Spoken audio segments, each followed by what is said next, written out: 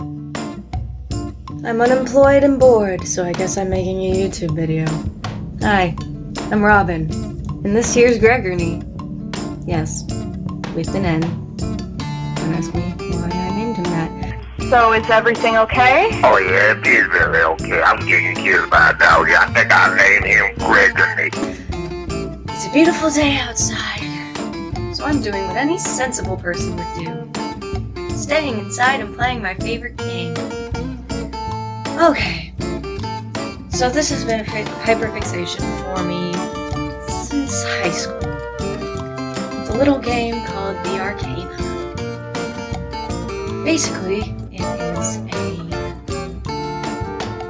visual romance novel, which basically just means it's an otome game.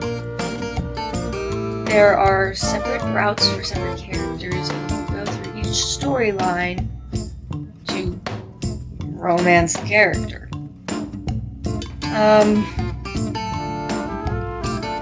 I don't know how to explain how it's a hyperfixation to me. It just is. So, I guess we'll just see.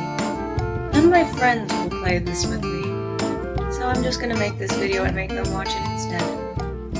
Shall we? Okay. So we are going to start off with the prologue today. Fancy. You get to choose your name and your pronouns because it's 2022 and we accept everyone.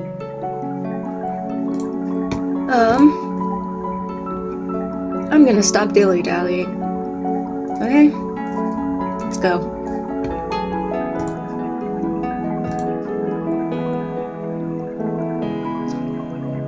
Part 1. The Magician.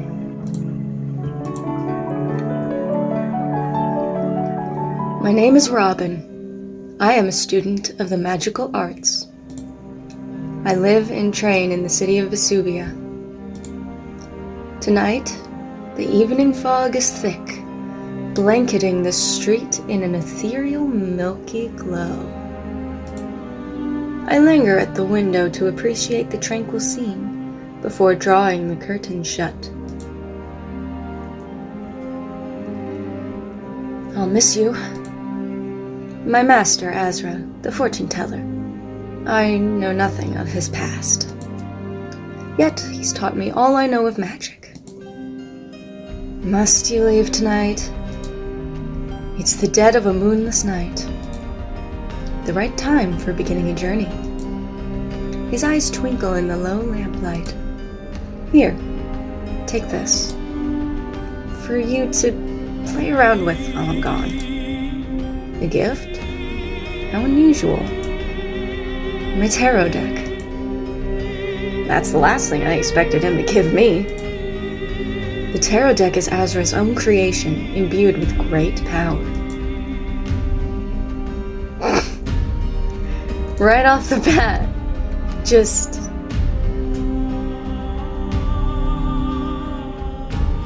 I'm gonna be nice.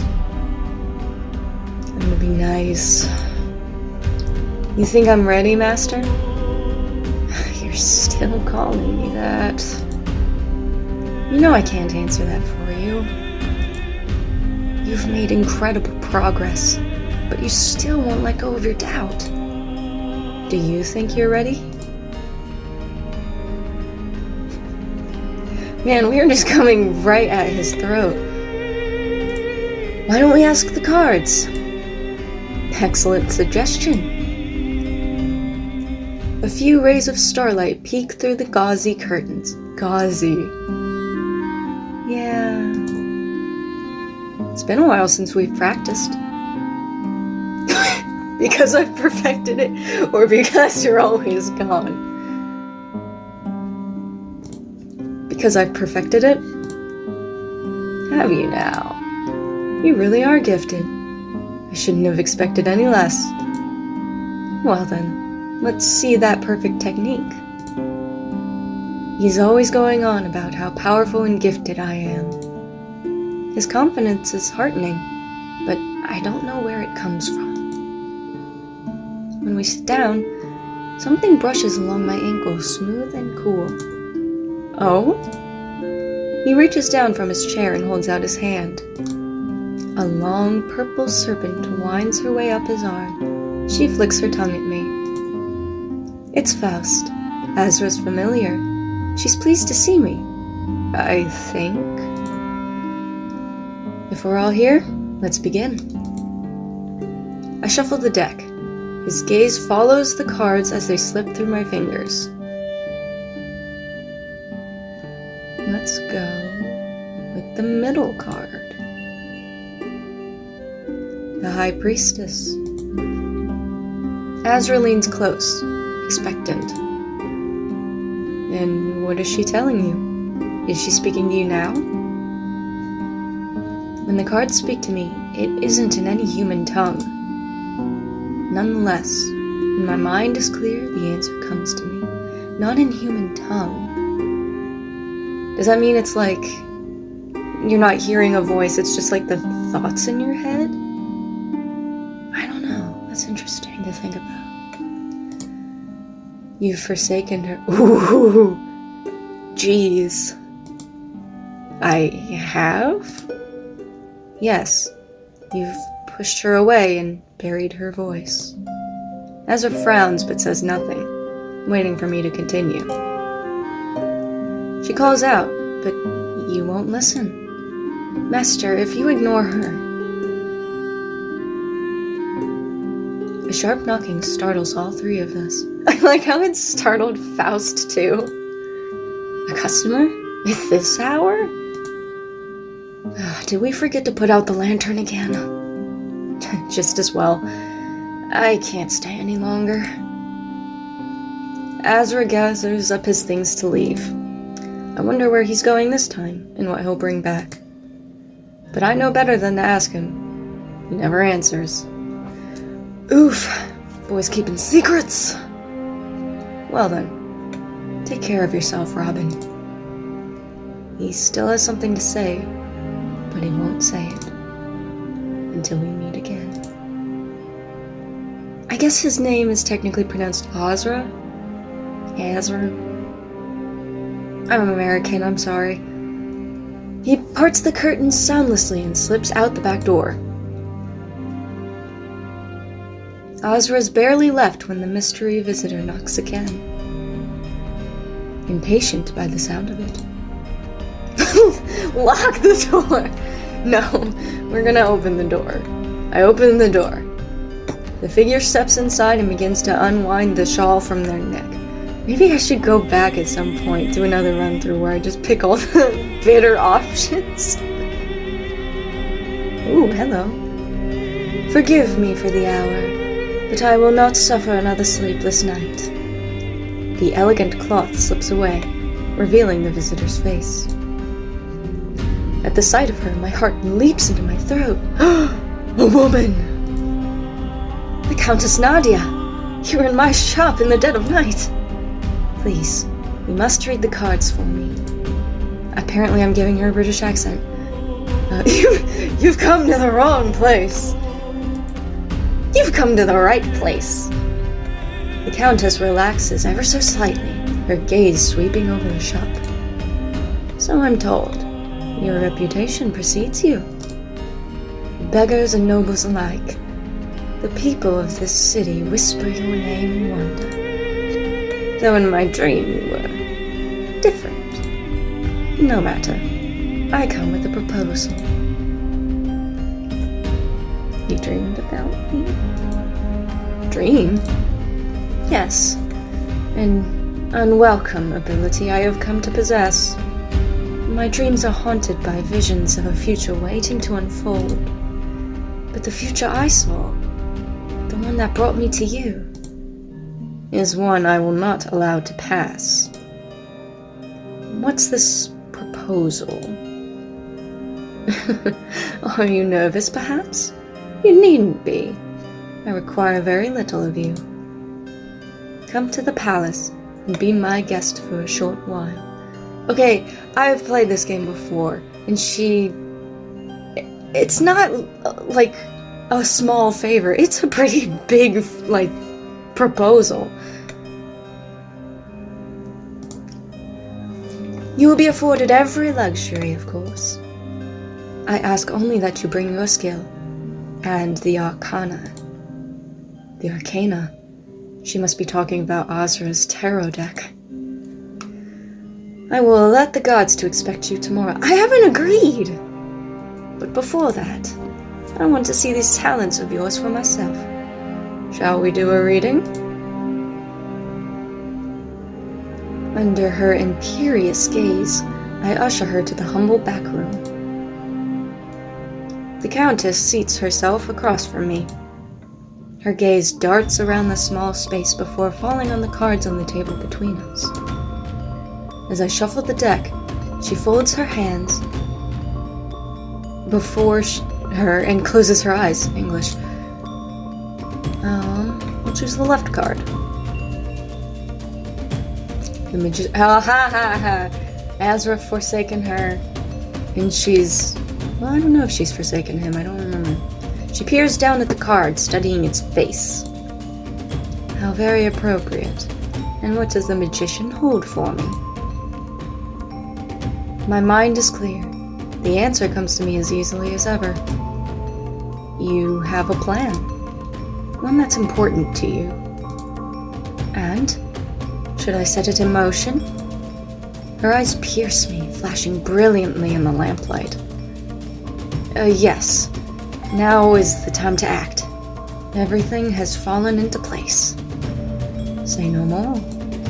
Abruptly, she stands, giving the card one last glance. She throws back the curtains, striding back into the shop proper.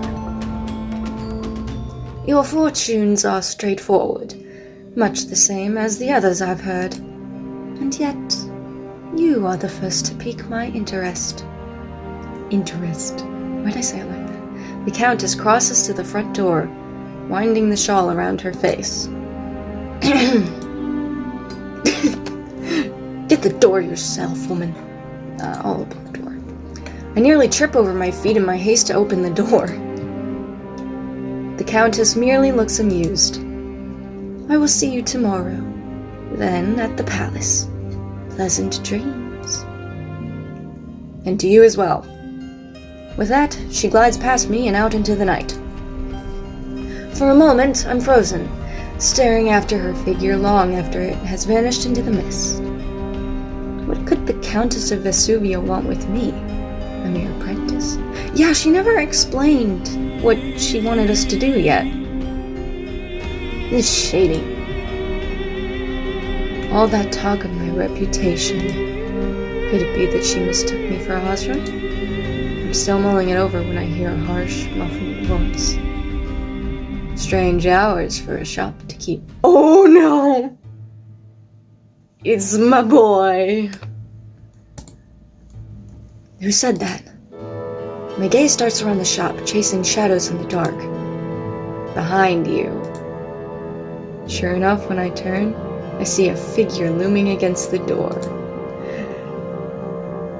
My boy! So this is the witch's lair. Then who might you be? You don't intimidate me with that mask. I can be an intimidating bird person too. Wait here, Gregory.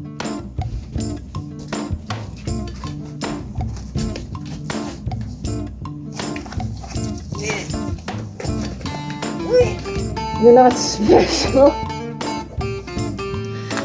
Oh,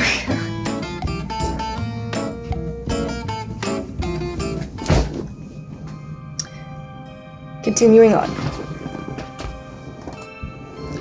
My heart starts racing as the masked intruder advances. My heart's racing for other reasons. Attack! I call magic to my fingertips, energy surging toward the stranger. Aha! On guard, then! The intruder ducks, swirling the cape with an outrageous flourish. I reach frantically behind the counter, my fingers close around an empty bottle. See, I chose attack, but this man is canonically 6'4". I'm 5'3". In real life, that would not work out for me. Has the witch been teaching you his tricks? I've seen them all before. I launched the bottle at the intruder's head. Ah! What was that noise? Ah! Knocked loose by the blow, the stranger's mask clatters to the floor. You do have guts. Oh no. He liked it. My racing heart stops when he lifts his gaze to mine. Why does it stop?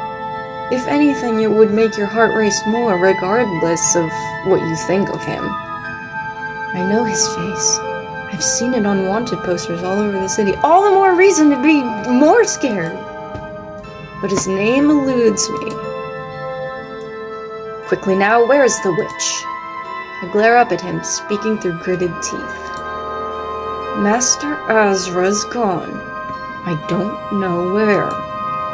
The intruder wipes at his bloodied brow. Is that so? Well, no sense in wasting the visit. You're a fortune teller, aren't you? Tell my fortune and I'll leave you in peace. If you wanted a fortune, there's a front door. Huh? That is what the room in the back is for, isn't it? I give a hesitant nod, unsure of the motives for his odd request. After you, then. He drops himself into the reading chair looming over the table. I imagine the table's too small for him, and like he's trying to be like intimidating, but his knees are just...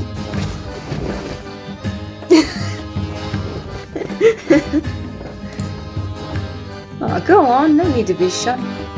You broke into my house. It hasn't been mentioned yet, but this is one of those shops where it's like the business is done downstairs and then living quarters are up the stairs above the shop. I don't know your name. My name? For your reading, you need to know your name. Do you have to know someone's name for a tarot reading? I don't know. Oh, right, yes, of course. You can call me Julie. Hesitantly, I take my seat, his eyes tracking my every move.